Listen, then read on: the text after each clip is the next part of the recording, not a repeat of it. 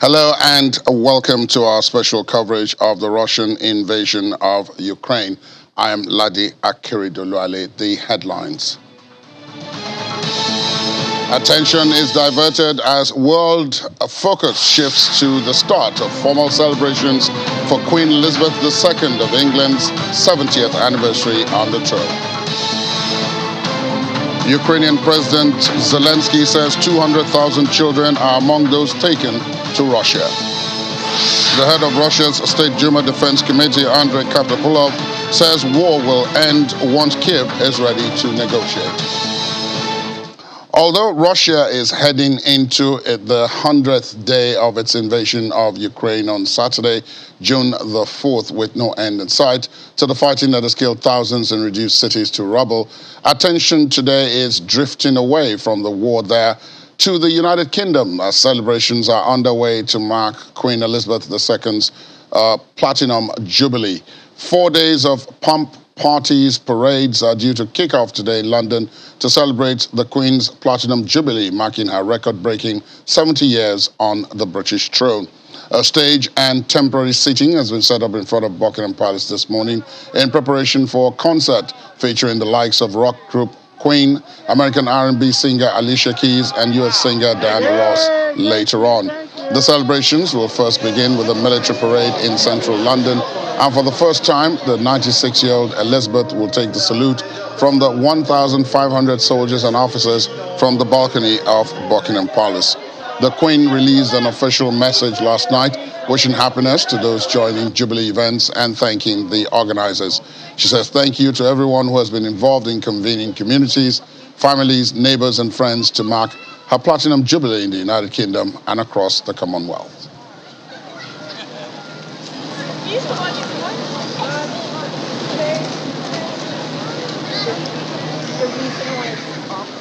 I think the interest is quite high in Germany. I think Germans love the Queen. They love the monarchy. They're always fascinated to see all these traditions, the ceremonies. I guess we don't have a monarchy, so that's why they're even more interested. And the Queen is just such an icon, and people love her, and even more since she has become older and is sort of like this cute grandma with such style and still such soft power, etc. So the Germans are actually really interested in the monarchy and just love seeing the British people go crazy as well. Oh, it's amazing. It's historic. I think it's a once-in-a-generation type of event, and to be able to be here is just amazing. And I can tell you, the appetite back in the U.S. for not only this celebration, but the royal family is through the roof. So people are very excited. Oh, I love it. This is what I love when I come to England. I just love the pageantry. The Queen and everything. It's kind of what I live for. It's just beautiful. I just love the whole thing. I've come from New Zealand especially for the parade and for the weekend and to do some shopping, and I'll be here for a month, and I've come to see my son and daughter-in-law and granddaughters. Yeah, I think there's quite a bit of interest in it. Definitely we're of the generation, us and older, that we know all about the royalty. Maybe the younger generation, I'm trying to teach my girls about that as well. But we're certainly excited about it. Yeah, but I think New Zealand is definitely interested in it. And while they are preparing to create some happy memories, the war in Ukraine and its consequences continue to grind on. In the United States, National Security Agency Director General Paul Nakasone says U.S. Cyber Command specialists were deployed to Ukraine and conducted offensive operations against Russia.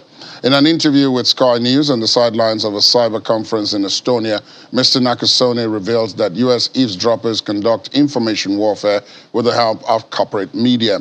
The general said U.S. cyber specialists had been deployed to 16 overseas countries at the invitation of their allied governments to hunt forward, that is, seek out foreign hackers and identify the tools they use.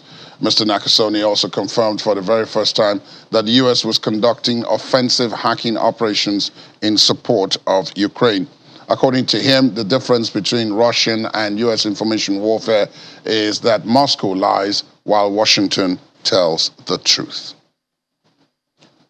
But White House Press Secretary Karine Jean-Pierre has commented on the statements from the U.S. Cyber Command Chief, General Paul Nakasone. According to her, the White House said that any offensive cyber activity against Russia would not be a violation of U.S. policy of avoiding a direct military conflict with Russia over its invasion of Ukraine.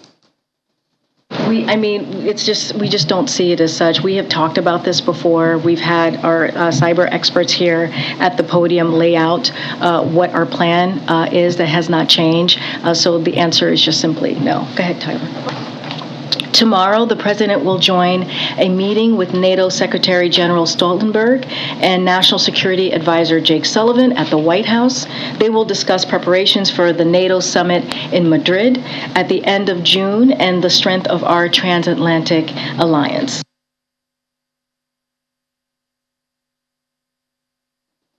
U.S. Secretary of State Antony Blinken, in the meantime, says Ukraine has promised the United States it will not use U.S.-provided advanced rocket systems to hit targets inside a Russian territory.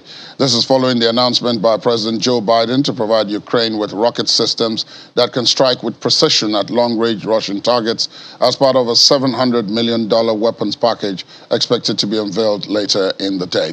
On the subject of Turkey's resistance to Finland and Sweden joining NATO, Mr. Blinken says NATO members' security concerns should be taken into consideration, but he said he was confident the accession process for Finland and Sweden would move forward.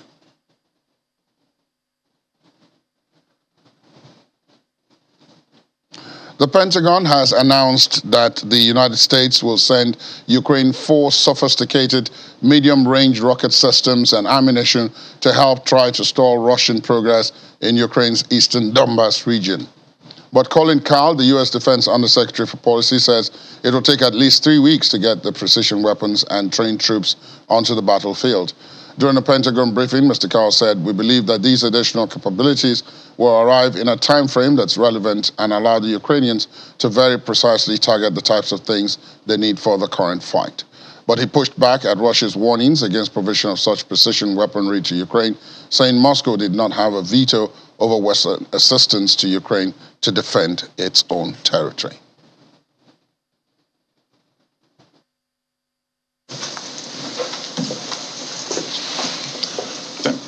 Today, President Biden directed the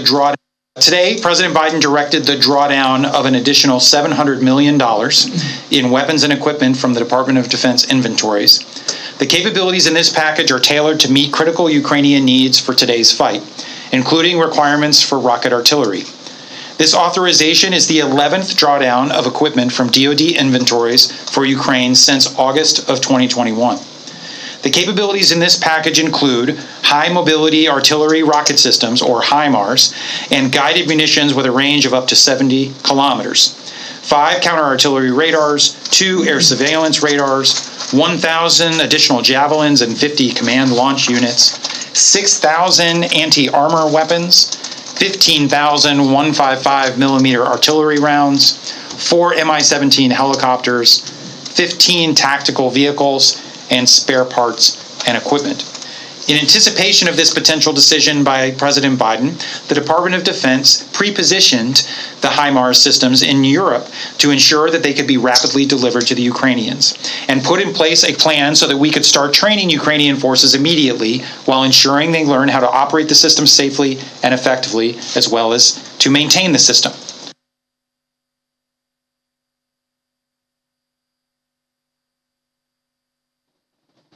British Defense Secretary Ben Wallace says the United Kingdom will send multiple launch rocket systems to Ukraine to help defend itself against Russia. According to a statement from the British Foreign Office, Britain will send M270 launchers able to strike up to 80 kilometers away, offering a significant boost in capability for the Ukrainian forces.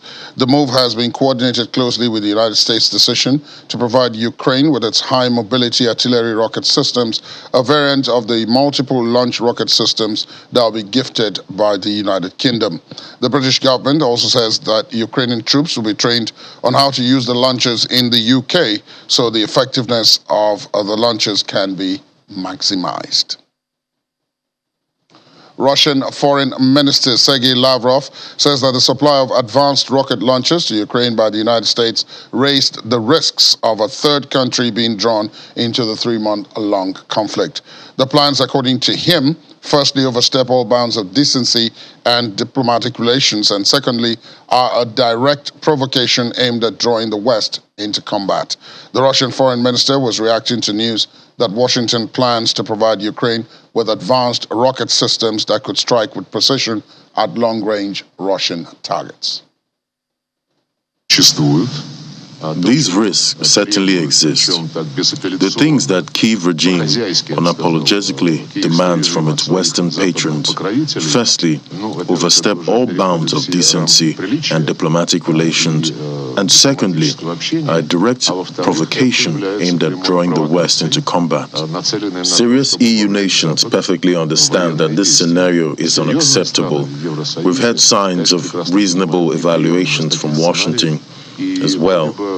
We have set out our position several times via diplomatic channels between Russia and the Western nations. They know our position perfectly well.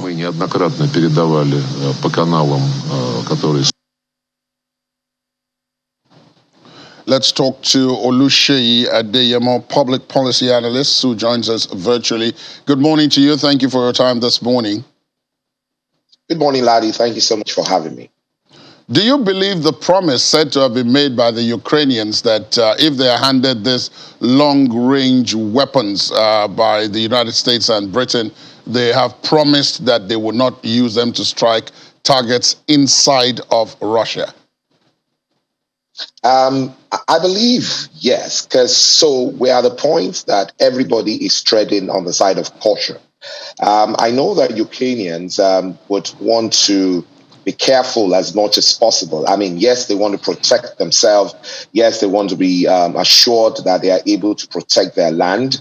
But in applying all of this, which, the U.S. emphasized that, look, we are not providing you this armory or this weapon to go and destroy or do the same thing Russia is doing to your people. What we expect is that you be responsible with the use. So yes, there might be situations where in deploying the equipment or weapon, it might go into areas that it was not designated for.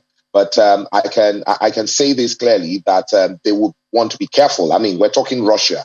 Russia is not just any country anybody wants to walk over, and that's why all of the world, I mean, the US, the European Union have been careful the way they have waited up till now and done all the necessary due diligence before they see the need to deploy this support that they're doing for Ukraine.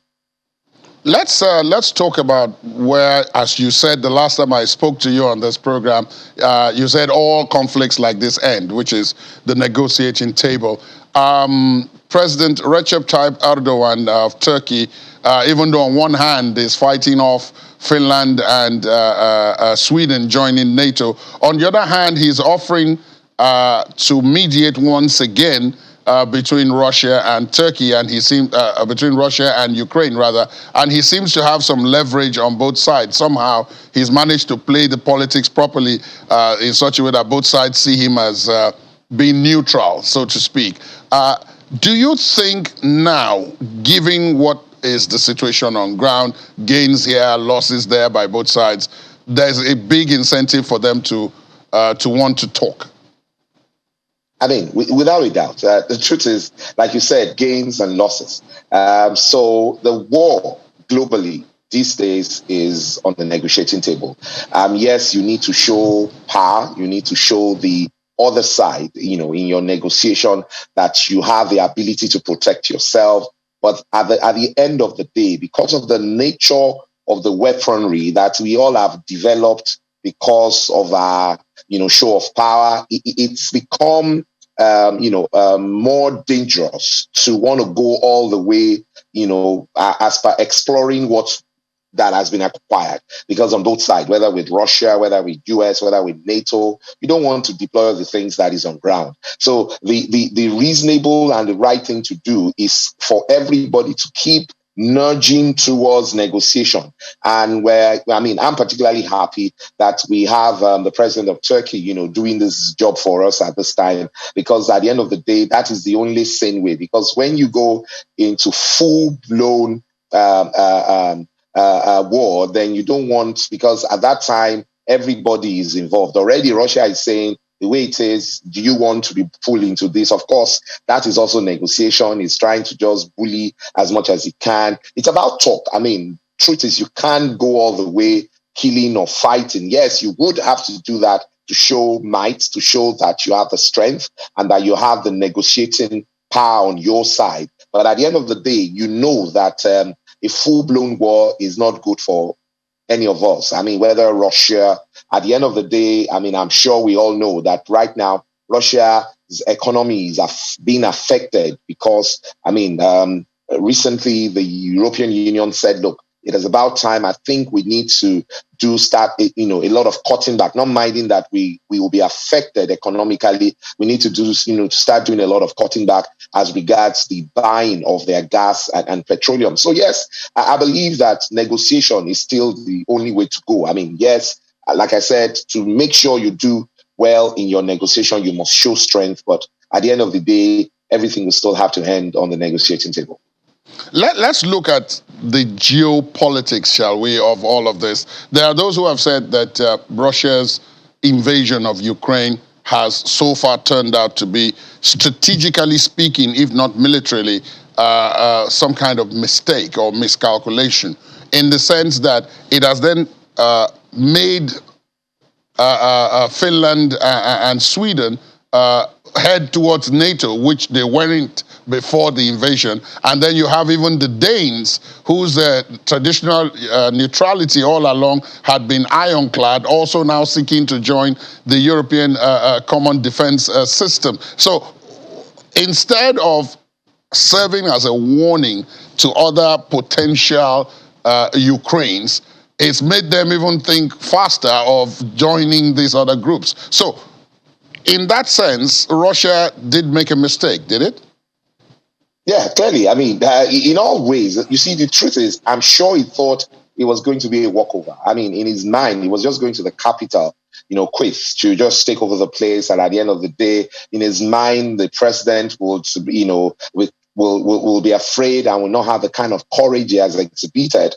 And this will not happen. Nobody really wants to, destroy the economy of his country. At the end of the day, no matter what they claim, this is also affecting Russians. We see what happened with Chelsea, the ownership of Chelsea, and other things that is happening. Russia is not being allowed to participate in world sports, and it will be folly, or to claim that this is not affecting them in any way. And I'm sure when he started off, he never thought this was going to be the case. And obviously, the rest of the world who were cautious, who were holding back, are beginning to see that it's unpopular to do so.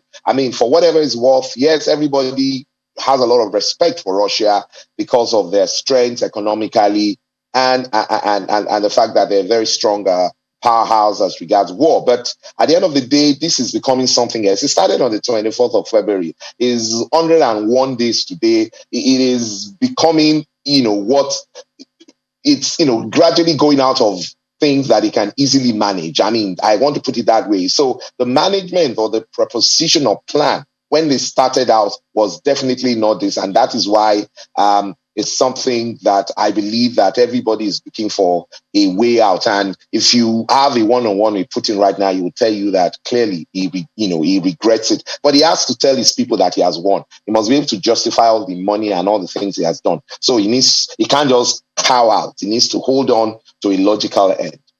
Indeed, and that logical end is what everybody is trying to look out for. Oluseyi Adeyemo, public policy analyst, thank you for your time this morning. Thank you so much for having me. After the break, OPEC Plus works on making up for lower Russian oil output. Please join us again. Thanks for staying tuned. Welcome back to our program. At the start of the show, we did talk about attention being diverted to London, where the formal celebrations for the 70th anniversary of the British Queen on the throne are starting formally, and we're being joined now by our correspondent in London, Juliana Olayinka. Good morning to you, Juliana. So today we're not talking about Partygate, we're not talking about Brexit, we're not talking about high energy costs. Happy memories. There are happy memories. Good morning, Laddie. Today is the start of Celebration Bonanza, is only one way to describe it. It's actually a shame that I'm speaking to you from the studio. Though I love being in the studio, as you know and our viewers will know, all of the activities that are planned this weekend for Her Majesty the Queen will be taking place outside. The Queen is celebrating 70 years on the throne. This is her Platinum Jubilee. It is something that historians and commentators and analysts have been speaking about over the past few decades, but never before has it been achieved in Britain. And it really is an extraordinary event. I've been conducting interviews outside of the studio this week, speaking to so many people, so many historians, so many palace insiders, and it is estimated that tourists flocking to the capital this weekend are going to inject £100 million into the British economy. Also as well, a couple of months ago when the Chancellor Rishi Sunak budgeted for this unprecedented cost of living crisis, over £30 million was allocated towards this spectacular. It's not just seen as a celebration of a birthday or the celebration of the coronation. This is seen as a celebration of British establishment, British soft power, British might. The British might will be shown in its fullest, I believe, between 9:45 and 10:15, where the four-day events kick-starts with the trooping of the colour. This is going to be the opportunity for the press, because of course we know that the press is the fourth establishment of the media here in the UK. They are going to see on the balcony that iconic shot that everybody's waiting for, Her Majesty the Queen straddled by the power and might of the royal family, which will indeed include the Duke and Duchess of Sussex, also known as Harry and Meghan, the Hollywood superstars who jetted in from Los Angeles last night. They are in the country, they're in London. For the first time, the royal family will be meeting their two children, Lilibet and Archie. So it is going to be an extraordinary event. Like I said, Britain want to display to the world that they are the G7 nation that can do these one-off spectacular events that everybody will be watching. I have no doubt in my mind that a lot is about to happen, and I do agree that I expected that you would be at Buckingham Palace, but I guess duty calls, and possibly later on when the festivities are on the way, we'll expect to hear from you at that point. But tell us a bit about the atmosphere, though. We did reference that at the start. And earlier on, we had the fact that, look, yes, the war in Ukraine continues. Britain continues to play its part in that. The woes about energy and Brexit and so on continue to happen. But this period, attention is diverted away. I was watching the screen earlier on this morning, and there was one of those that was spoken to by one of the media outlets who said she had been in front of Buckingham Palace since Monday evening so that she could get an advantaged position for that iconic shot that you described. Yeah, you know, you've painted a really clear backdrop, and I will just put some perspective into that. This is the first time that hundreds of thousands of people will be on the streets celebrating. We haven't seen this because we've been in COVID for the past couple of years. Britain is also going through its worst financial crisis in decades. Food prices are currently at a 40-year high. We are front and centre at a war in Europe involving Russia and Ukraine. Ukraine. Lots of people have been struggling with mental health issues because of the pandemic. So I think in a whole, the atmosphere is pretty positive. You can hear helicopters above me because we are only just a stone's throw away from Buckingham Palace. The streets are empty. For those who aren't going to the Mall, and I believe there's an estimated 7,000 people that will be watching the trooping of the colour in person. Millions of people are travelling. They're enjoying this extra bank holiday weekend. And on the whole, it's happy. But of course, there are people that do feel completely detached or disenfranchised from the royal family. We all saw those pretty extraordinary statements made when the Duke and Duchess of Cambridge visited the Caribbean ahead of this Platinum Jubilee celebrations.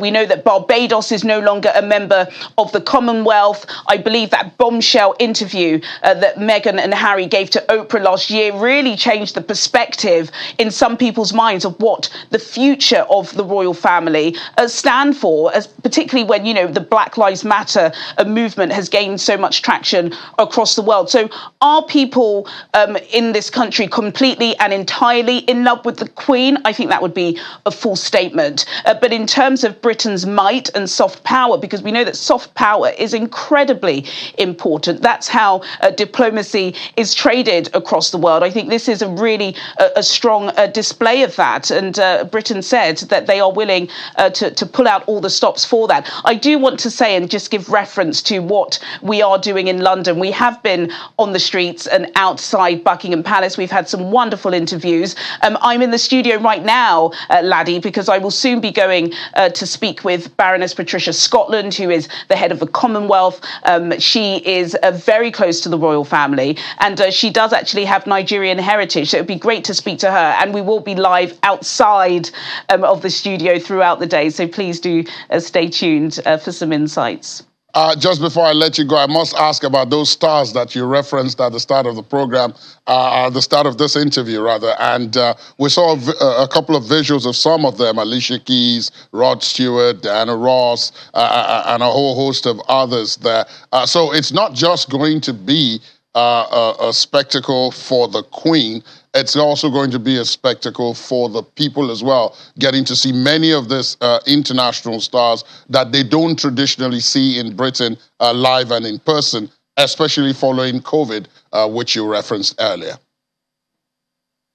No, you're absolutely right. I can't believe I'm saying this on channels, but Kim Kardashian is in town. So that's how kind of far-reaching the Queen's popularity goes. We do know that the President, Muhammadu Buhari, is currently in Spain. Is he going to be passing through London to pay, homage to the Queen? Potentially. I know that several heads of states are here. This is high security. This is a very high security event. The police and the intelligence agencies have been on alert. You cannot get into walking distance to Buckingham Palace at the moment. The entire area has been completely shut down. There are diversions everywhere. Like I said, I can hear helicopters above the sky, but it is going to be a pretty monumental weekend. As I said, £100 million of tourism is expected to flock, not into the UK, into London. People are here, people are spending. The hospitality sector is tremendously benefiting from this, as well as hoteliers, and there are going to be a series of events. Lots of things keep changing. We know that the Queen is currently, I wouldn't say immobile, but she's not in the best of health, so we won't be seeing her everywhere. But certainly over the next 4 days, there will be something that I think anybody, whether you're somebody who loves history like myself, and I'm sure yourself, Laddie, or you're somebody that just wants to see, good old British pomp and pageantry to take away the gloom of the weekend. Juliana, thank you so much for that. And we will be looking forward to your reporting throughout the day about this spectacular, momentous event coming out of London. Thank you for your reporting this morning. Thank you. And from happy memories, let's talk now to Dr. Tony Agbons, researcher, senior lecturer, Anglia Ruskin University, also in London, who joins us virtually. Good morning, Dr. Agbons. Thank you for your time. Good morning, Laddie. My pleasure to be here. And how is Lagos? Well, Lagos, as usual, is bubbling, chaotic, and moving. But in London, it does look as if you're expecting a large crowd as well, taking attention away from what we're about to discuss now, which is the war in Ukraine. As you heard our reporter in London talk about it, there's a lot going to happen over the next 4 days in London. Are you intending to be a part of that? You can see the way I'm dressed. It's a public holiday here today. So it's buzzing here. There's excitement in the air. Something that has never happened before is happening here in the United Kingdom and London, to be specific. I'm sure after this program, I'll be zooming off to be part of the group. Absolutely. That is very well expected. But let's take a few moments and talk about the situation in Ukraine, which is extremely serious at this point as the devastation and destruction continues.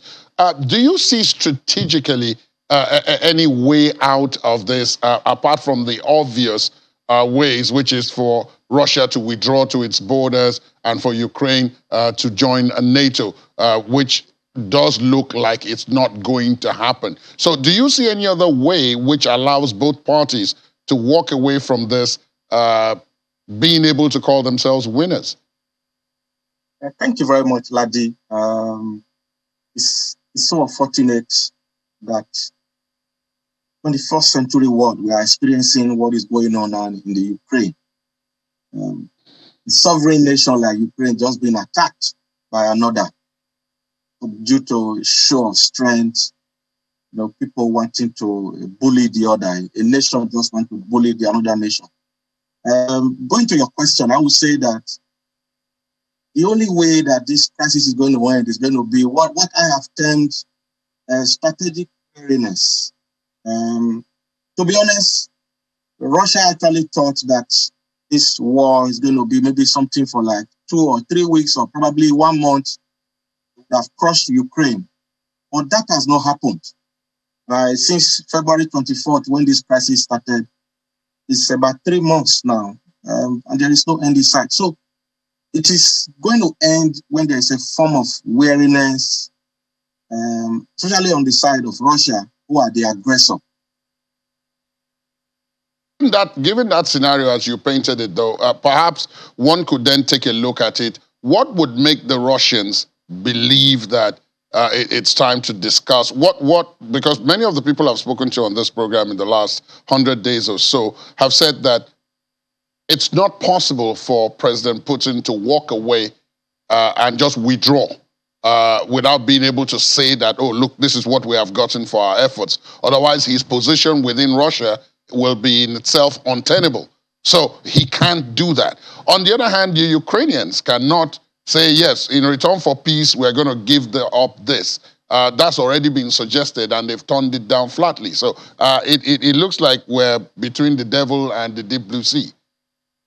Yeah, I think the answer to this question is very simple. You can see the huge support that Ukraine is getting from the United States, NATO, and other allies. So that is one way that this whole crisis is going to stop. Just last week, the U.S. Senate approved the huge sum of $40 billion, which is an 11th package of support and assistance to Ukraine. And those of us who follow the news and who have been following this crisis very closely, you see that the measure of resistance from Ukraine is going to deter Russia. You are right. Putin is not just going to walk away, but he's going to get to a point with the support that Ukraine is getting from the NATO, the US, and other allies, like I mentioned before, that it's very obvious to Russia and Putin that he's not going to win the war. And let me tell you something. Even the Russian military, by the time they start getting weary, they start getting tired, there's going to be some dissent, even within the Russian government, the Russian political elite, the Russian businesses are already, being strangulated as we speak. So those factors will definitely be one major reason why Putin will retreat. But that retreat is going to be classic, and it's going to be in form of negotiations and coming to the table to talk. A bit of that is already ongoing, and And when it gets to that stage, it's always better to speak from a position of strength, which I believe the Ukrainians are going to be at that position of strength because the support they are really getting now, especially with this last package that President Joe Biden of the US announced last Thursday, is very, very huge. Indeed, it is, Dr. Tony Abrams. Thank you very much for your time, and good luck with the Queen's celebrations later on today and in the run-up to the weekend. Thank you for your perspective. Thank you, Ladi. It's been my pleasure. After the break, in Wari, Finland, Santa's Grotto is also a bomb shelter. Please stay on with us.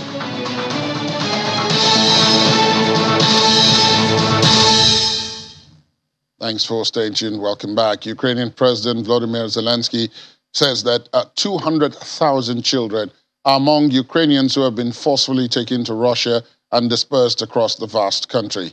They include children from orphanages, children taken with their parents, and those separated from their families. In his nightly video address, which was International Children's Day, he said the purpose of this criminal policy is not just to steal people, but to make those who are deported forget about Ukraine and unable to return. Mr. Zelensky says Ukraine would punish those responsible, but first, it would show Russia on the battlefield that Ukraine could not be conquered. He said that 243 children have been killed so far in the war, 446 have been wounded, and 139 are missing, adding that it could be more as his government doesn't have a full picture of the situation in areas controlled by Russian troops. Oil group OPEC Plus is working on compensation for a drop in Russian oil output, and that's according to Reuters. A Gulf OPEC Plus source said a decision on the matter was highly probable.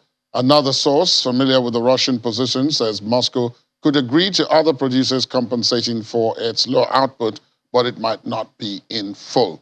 Russia's production has fallen by around 1 million barrels per day in recent months as a result of Western sanctions. Let's talk to Ini John McQuarrie, as we always do when we have this kind of stories.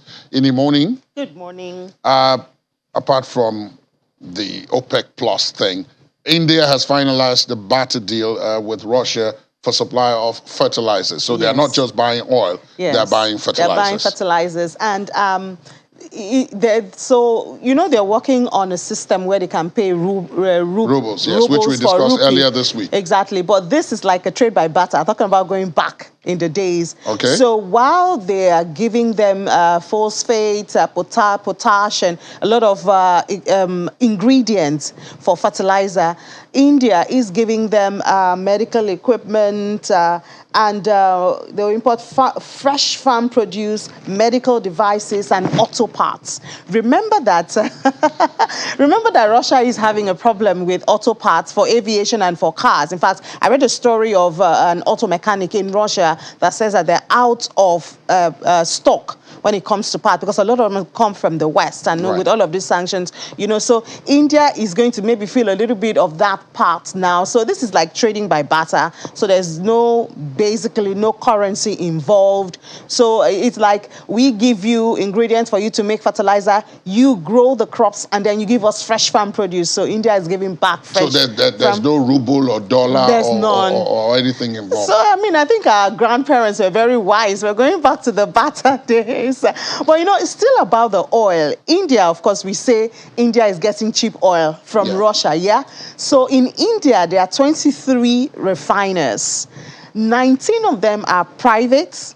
3 of them belong to the government, and 1 of them is a joint venture. Guess what? So India has imported 62.5 million barrels of Russian cheap oil, since the war started. That's about 3 times more than it did this time. But guess what? This is going basically or majorly to the 19 private sectors. Now, these private sectors refine it and export it. India's oil export is up about 15% since the war started. I have a feeling I know where this is going. So these private sectors are making money. Meanwhile, now the public sectors are now left to cater for the local demands. There's not enough for local demands. They cannot increase their price because in India, the price of a liter of petrol is approximately $1.25. Now, outside, of course, Brent is about 112 and thereabout. So private sectors, that's why the government is really important in every system. So the private sectors are just there buying the cheap Russian oil, selling it expensive, but leaving the local demands to this 2 or 3 state refineries they cannot increase price because price is pegged in India, and local demand is actually they're suffering. So when we say that India, they are getting cheap oil from Russia and things that's like only part of the story, not the full that's story.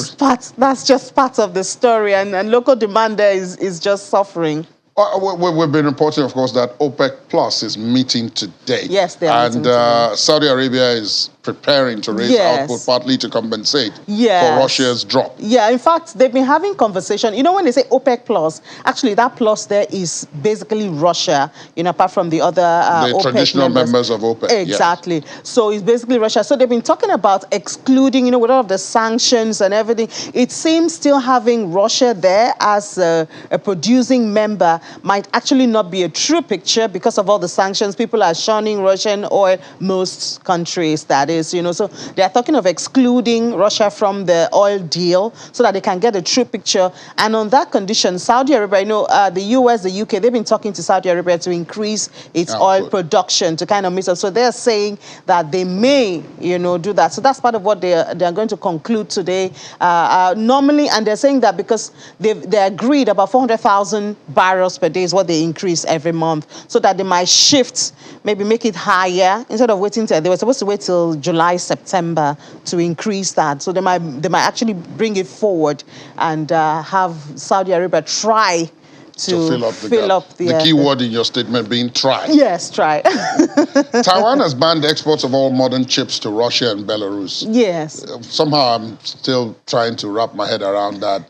On top of all the other sanctions, I don't know how much difference this one would make. Yeah, no, it will make a whole lot of difference, because I know you spoke to someone who stays in Russia yesterday, and he told you about the ice. We've talked about it before. So this will further put a squeeze there. I just told you about someone who is an automaker and is looking for. So this is going to put more squeeze there. So this is going to be things like equipment that they use to make telecommunications, for auto, semiconductors, for production, for all this maybe radio and all those little things. This is what they get from Taiwan, and they get for last year they imported about 1.3 of worth of all of these semiconductors from Taiwan. So it's really, they're going to feel it. That's Russia. They're going to feel it. But this is actually not the first time that Taiwan is putting sanctions. Kind of sanctions. Yes, I know. They started in... at the risk of sounding as if this was, so what else is new? Ini, thank you. We'll have Business Morning right after this. And then, of course, we'll have Business Incorporated later in the day, where Ini and Ladi, of course, will do what they do best, unpack the details and see how that affects you in the pocket. Let's find out what's happening in the world of sports as it relates to the war in Ukraine. Fans of Ukraine have revealed that the World Cup qualification playoff win over Scotland yesterday had been a victory for their compatriots who fight with every last drop of their blood against Russia. The 3-1 triumph at Hampden Park leaves Ukraine knowing that a win against Wales on Sunday in Cardiff will earn them a place in the World Cup finals for just the second time as an independent nation. This is the first competitive game Ukraine has played since the Russian invasion in February. We're very proud of our boys. It was a great performance from them, impressive performance, very happy for them. Next game is in the Wales, so we hope we're going to do the same. Very important for everybody, because we're all living in stress for days, for almost 100 days. So every win is a positive emotion which brings us to a victory, which help us to wake up in the morning and achieve more, to make a difference, to volunteering, to support our army, to support our country. Not aggressive, some points or something, and we see a lot of beautiful games, good players, actions from Ukrainian and from Scotland. It was fantastic. It was a great performance. Scottish team, very good, very good. But Ukrainian team have a Scottish team have like for us Scottish spirit, Scottish spirit, and our spirit is like the same. But for the moment, because we have the war right now, we need to survive. We need to show the world. We need to show the world our human being. And finally, on the program, the Santa Claus theme park in his hometown in the snowy north is ready to stand down its elves and revert to its original function as an emergency bomb shelter in case of attack in the time of expansion of Russian military threats. Tens of thousands of people visit the Santa Park in Rovaniemi city in Lapland each year to meet Santa and have their photographs taken with them. The cavernous underground corridors are replete with Santa's post office, old school, handicraft shops, Christmas trees, and reindeers. Its main purpose, however, is far from a festive. Carved into a hill some 50 meters, the shelter is equipped to withstand bombings or chemical or nuclear attack and could house 3,600 people. It has camping beds, first aid kits, and even equipment to dig a tunnel back to the surface in case the construction collapses. A separate well provides water, although people would need to bring their own food. While most of the Santa-themed items would have to be cleared out in case the shelter is needed for use, some toys from the gift shop will be kept for children seeking safety there. The Santa shelter is just one of about 50,000 built after the Nordic country experienced 2 wars with the Soviet Union during World War II.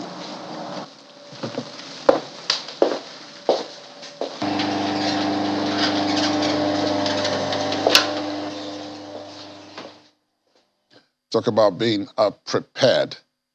And that's how we wrap it up on this morning's edition of the program. Do join us for an update within the world today at 5 o'clock.